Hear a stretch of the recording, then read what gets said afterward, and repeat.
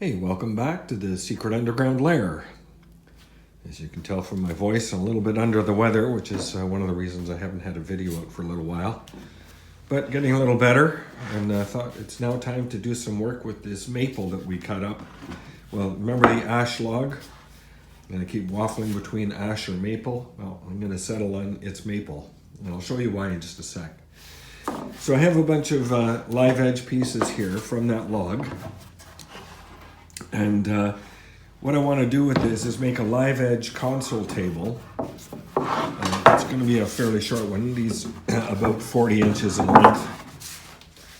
So I got a couple pieces here. And as you can tell, there's a lot of coloration in this.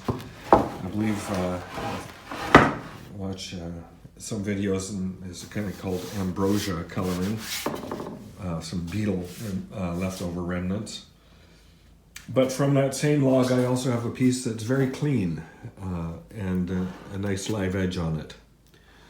So I'm going to use this piece and one other piece put in beside it. We'll glue those two together to make the top of the table. Just going to be fairly narrow. It's going to be about 12 inches. And I thought I'd run down this log just to take a look at the grain that we've got here. And you see this kind of grain coloration here. This is very maple-esque, so I'm quite convinced this is a piece of maple. Also have this kind of coloring through here, some nice lines, a little bit of spalting stains. So I'm gonna call it maple until I am proven otherwise, but if you have ideas, please let me know in the comments what you think this is, but I'm pretty sure it is in fact maple. This piece that I have here, this little thinner piece, I'm going to need to do a little bit of trimming on it. At that far end, it's got a little bit of a twist to it, so that'll get cut off. The intention being these edges, I'm going to take this piece and this piece will get a good straight edge on them, and then glue them together, and then start to use the router sled to get a nice finish on it. Yeah, and work our way into a little console table. That is today's adventure.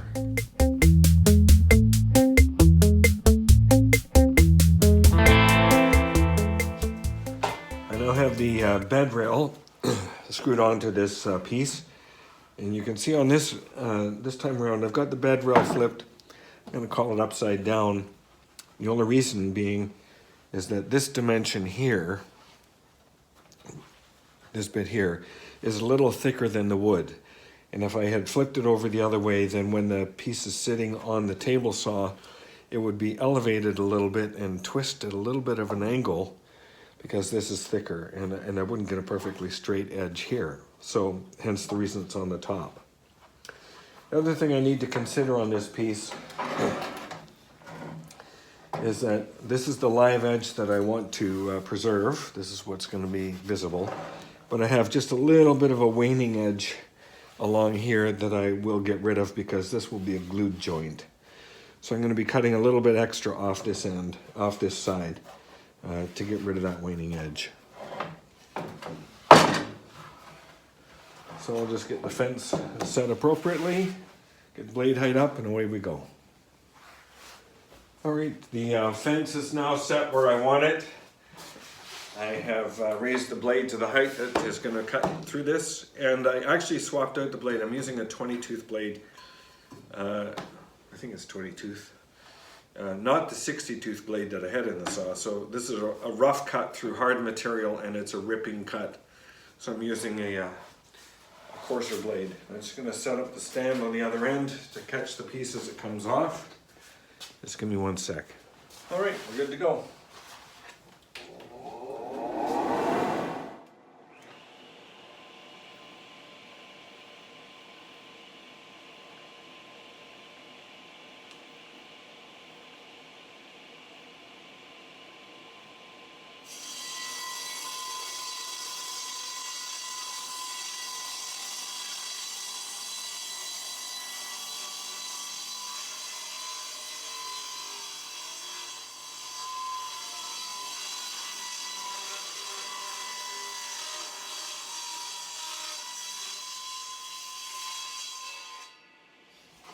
All right, now we'll set up for the little piece that we're going to add onto this.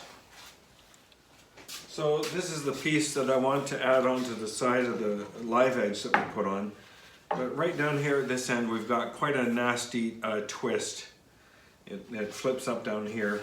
It seems to be from about this knot forward. So I'm going to cut it off about here. The piece that I want is going to be the 40 inches in here. So I've got about 40 inches in this section that I intend to use. This will be superfluous.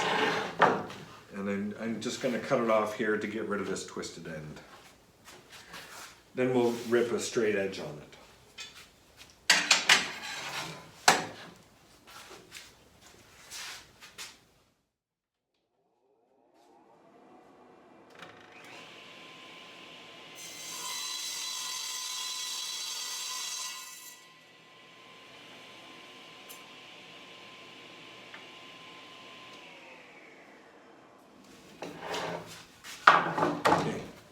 Now we can do something.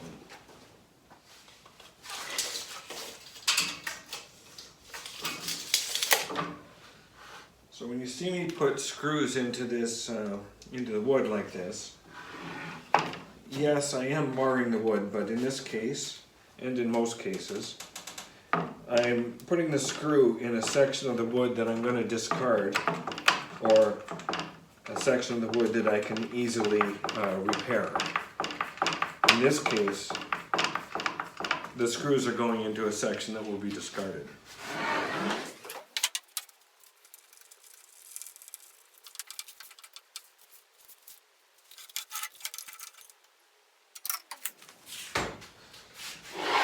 Okay, I've got that set for 4 1/16, and that'll just take a little bit off this edge.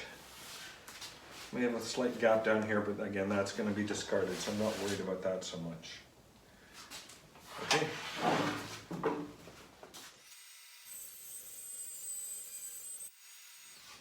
I smell maple syrup.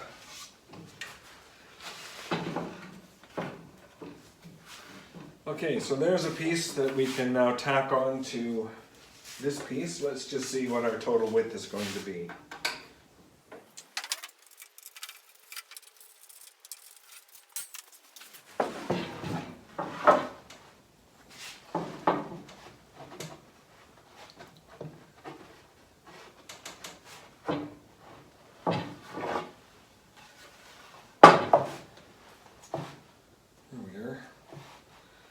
That's what I'm going to do, come up like that. That'll give us a width here of about 12 inches, which is what I'm looking for. This is the underside of the table. Let's flip it over and see what it would look like top side. Maybe I want to switch this wood around.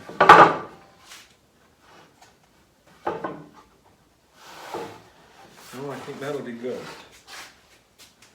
Got some interesting coloration here, a nice line through here, line gets picked up over here, and matching coloration on this edge, kind of like that.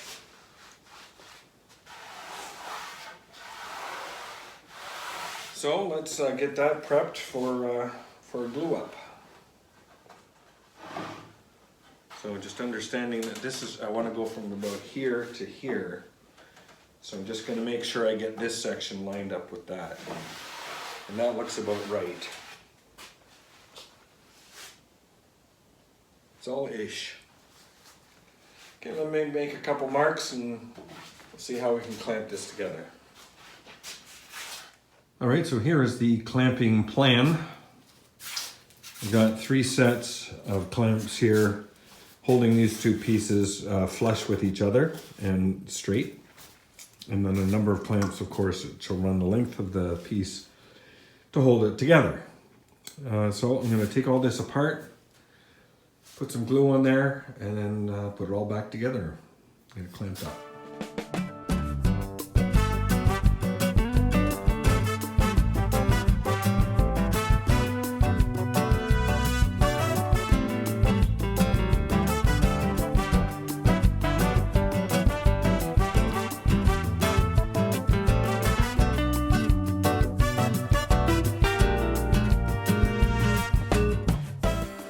That is our top glued up.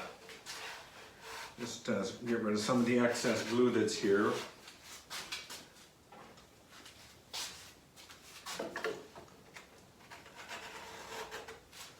Just a lot easier to get rid of it while it's in this state than to wait for it to dry and have to sand it off a little bit more aggressively.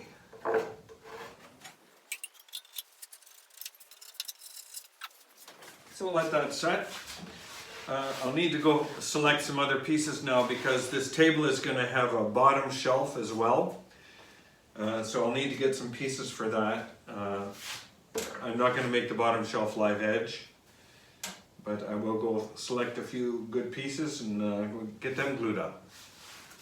So in our pile of wood there that came off this maple log, I do have this piece here, which is a live edge front on it, which I think is actually going to be the perfect piece for the shelf. So rather than join a couple pieces together, I'm going to use this piece here as a live edge shelf, single piece. I think that'll turn out really, really well. What I have done is I've gathered some more pieces over here. These are a little bit more stained, but I'm going to wind up using these pieces here. We'll cut them into the 4 legs. So these are going to be required I'm going to have to run them through the planer to get a smooth surface on them. Then I'm going to probably cut it in half and glue the 2 pieces together, and then I should be able to get 2 legs out of this piece here. And with these 2 pieces, this will probably be 1 leg, and then I can get another leg out of here. I might be able to get 2 out of this. I'll probably start with that guy first. But a little bit depends on what we've got going on at the ends. You can see here I got a little bit of cracking going on, so I'm not too sure how much of this I can actually use. And this guy does have a waning edge, but I think I could get rid of that. There's enough room there. The question is, with this cracking, what are we going to get out of it? So we'll do a little bit of experimenting with that after we run it through the planer. But first, I'm going to go get a bite of lunch. Just a quick note in passing. Temperature related to the kiln, we got 14 degrees Celsius outside, so we're in the 50s. And the temperature inside the kiln is 47 degrees, so we're about 116, 117 degrees Fahrenheit in the kiln. Now this time of year, I'm not getting a lot of that heat. That only lasts for probably about an hour and then it starts to cool off pretty quickly. The sun's getting kind of low in the sky, and I have a lot of shade that happens the first thing in the morning, so I don't get a lot of heat there, but the kiln is still effective. So even here we are in late October, and we're doing pretty well with that. So just thought I'd pass that along. Okay, we're back in the lair after lunch. We'll take all these clamps off. Piece will have dried by now, and we'll just set this off to the side.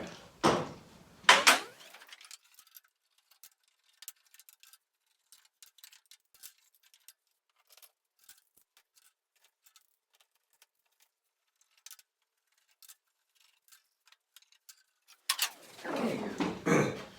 And there is our top. Hello. That is the top. And that's the underside of the top. So we'll cut this off at the appropriate length, and then we'll run this through the Worktable router sled, just to kind of even everything up a little bit. But we'll do that in a little bit.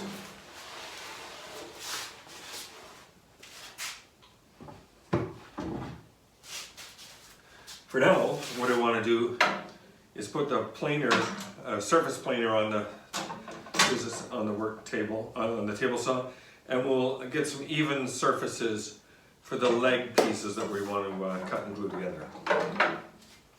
So we got 3 pieces here that we're going to run through the surface planer. These 2 are the same thickness. This is just a little bit thinner, so I'll probably run these guys through a couple passes, then we'll start in on this piece. At this point, I'm only interested in doing one side of these pieces, and those will be joined together. So I'm not going to be putting them through on both sides, but we'll just get one side nicely surfaced. And I'm going to put you on time lapse for this.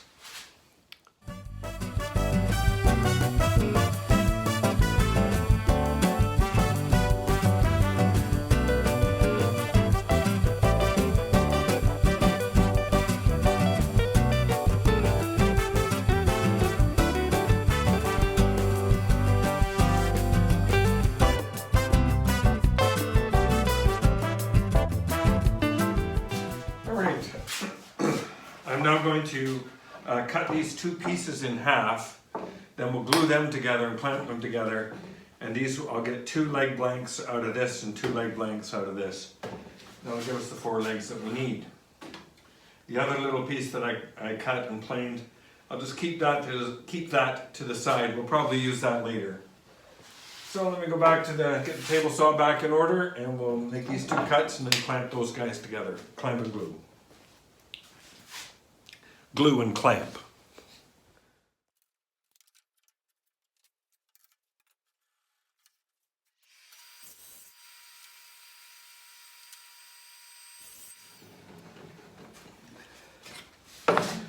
Okay, we are now ready to glue and clamp these guys together.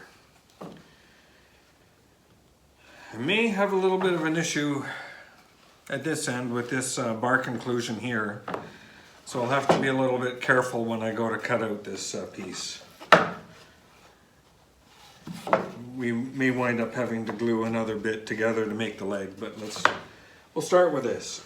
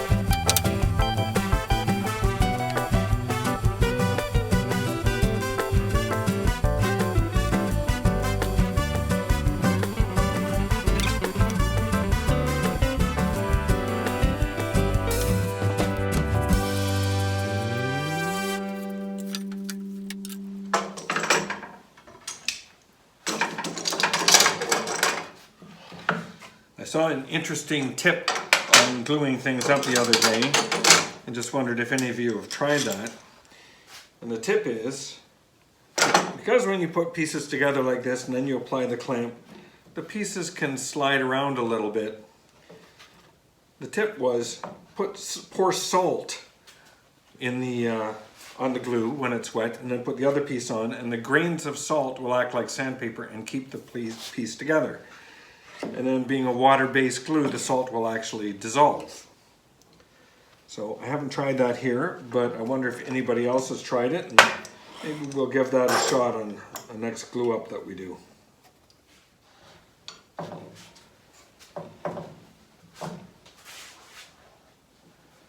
Okay, here are the leg blanks glued. We'll give them a couple hours to set. And while we're waiting for that, I'm going to cut this a little bit closer to size.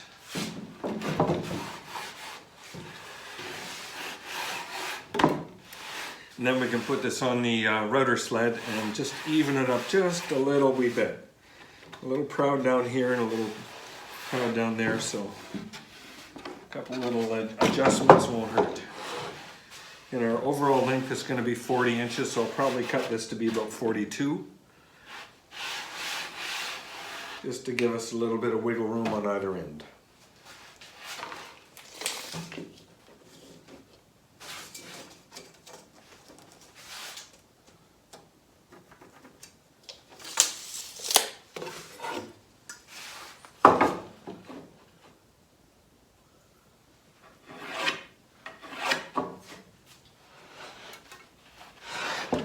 So for this cut, I'm not going to use the miter, just thinking about this.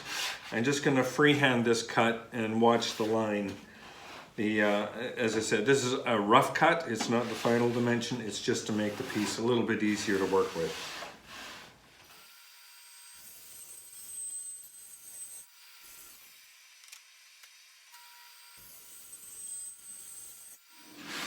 So that is the rough size of our small little console table. This is designed to go in the entranceway of a house, you know, the front hall or something, so it's not too big. Now we'll put this on the router sled and just take off a little wee bit, just to kind of even it all out. I'll bring you back when I have that set to go. So I have the top of this table screwed into the work table. I drilled and countersunk a hole at each end, and that countersink is a good 1/4 of an inch deep, so the head of the screw, the flathead screw, is a 1/4 inch below the surface of the table. That's in the section that's going to get cut off, so I'm not worried about that little hole. It's one of the reasons why I cut a little extra, so I got that room to play with. So I'm going to be, I set the bit to be even with the very surface of the table at this end, so it's just going to take just a scratch off this end. It has a hump in the middle, so we'll probably be into about 1/8 of an inch, maybe 3/16 in the middle, and then just a little bit down at this end. And that's the hope. So I've got the bit in, got everything clamped on well. Let's give it a shot. Wearing hearing protection for this one.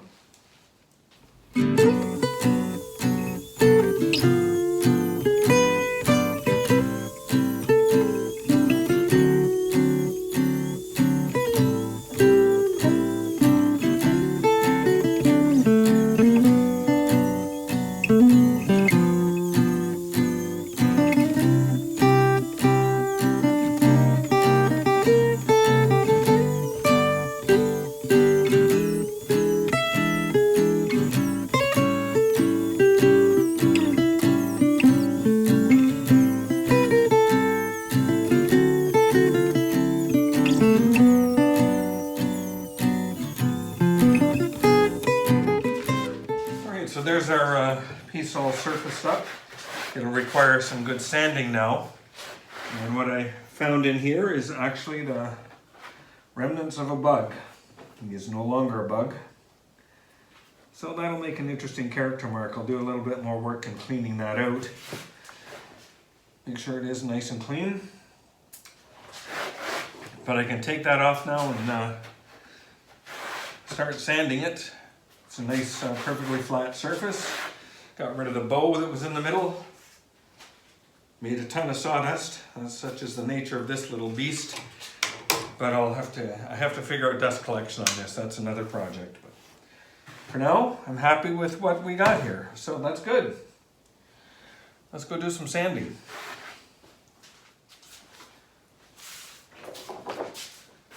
Okay, with the bed rail router sled out of the way, I'm going to use the belt sander with some 100 grit and just kind of smoothen this out a little bit, and then we'll work down to some finer grain sandpaper.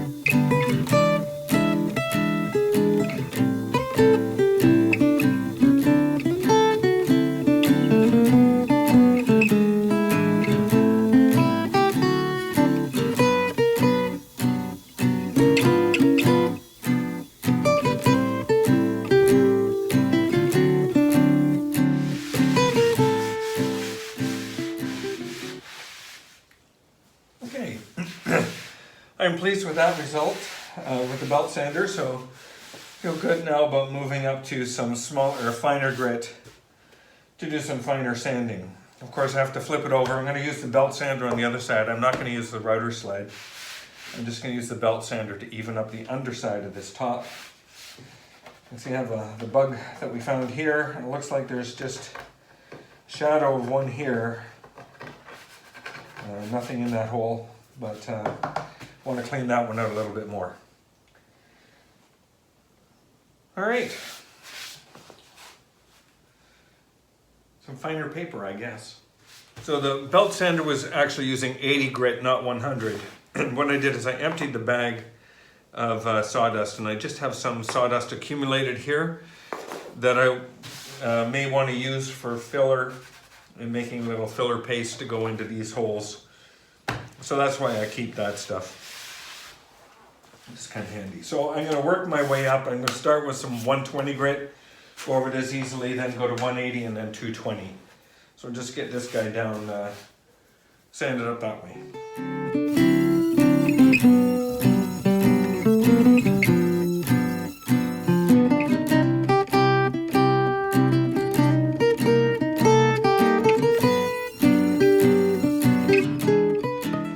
For some reason this little sander is just not holding onto a sheet of sandpaper. I'm going to figure that out.